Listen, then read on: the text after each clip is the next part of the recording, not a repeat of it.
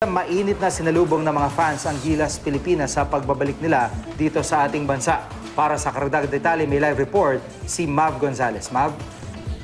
Gigi, ang grande yung naging pagsalubong sa Team Gilas Pilipinas matapos nga nilang iuwi yung silver medal mula sa FIBA Asia Championship sa China.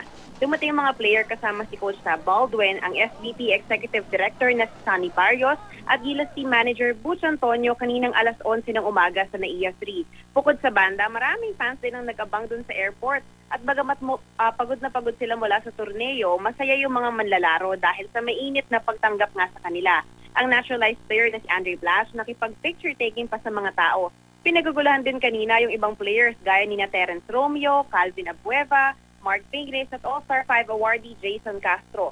Ang breakout guard naman na si Terence Romeo hindi na itago yung pagkadismaya niya sa kanilang finals game kontra sa host country na China. Para raw kasi sa kanya ay nabuli sila ng mga referee.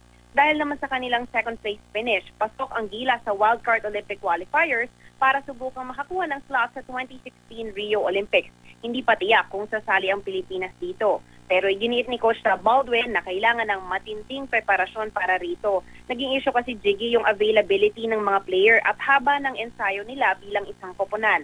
Pero ang captain na si Ontiveros at si Pingris, tiyak daw na sasali ulit sa Gilas kung mabigyan sila ng pagkakataon. Pero sa ngayon, di raw muna nila iniisip yung next step para sa Gilas at gusto muna nilang magpahinga galing nga dun sa 2-week tourney nila. Jiggy? Maraming salamat, Mav Gonzalez.